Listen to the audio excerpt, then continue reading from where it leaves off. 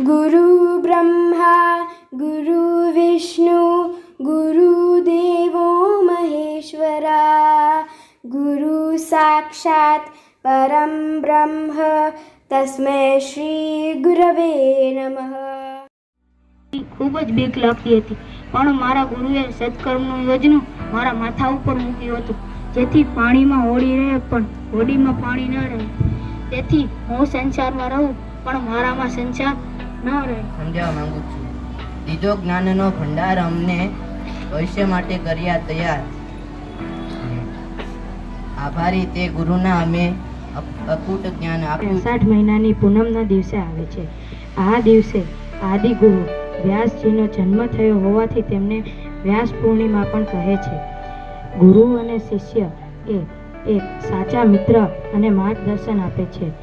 આજની પેઢી ઉગતી પેઢીને મોબાઈલ અને કોમ્પ્યુટર દ્વારા એમ થાય છે બધી માહિતી મળી રહે છે, તો પછી ગુરુ કે શિક્ષકની શી જરૂર પડે છે?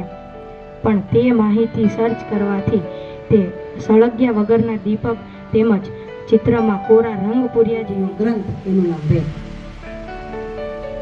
અને વ્યાસ એટલે શું? આપણે ભૂમિતિમાં ભણવામાં આવે. વ્યાસ એટલે શું ખબર છે? આમ આડી લીટી હોય ને એને વ્યાસ કહેવાય. શું કહેવાય? એક નાની હોય તો પછી એને મોટી કરવી હોય તો શું કરવાનું? એની નીચે બીજી એક નાની છે એનાથી બીજી બતાવીને મોટી કરવી હોય તો શું કરવું પડે? બીજી એક મોટી લાંબી કરવી પડે ને. તો વ્યાસનો અર્થ થાય છે લાંબી લાઈન. બરોબર? તો વેદ વ્યાસ એટલે શું?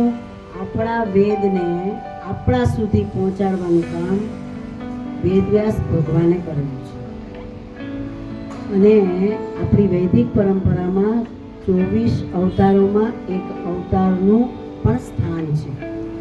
એમના પિતાશ્રીનું નામ હતું પારાશર ઋષિ અને એમના પુત્ર હતા પરાશર, જેનું નામ વેદ.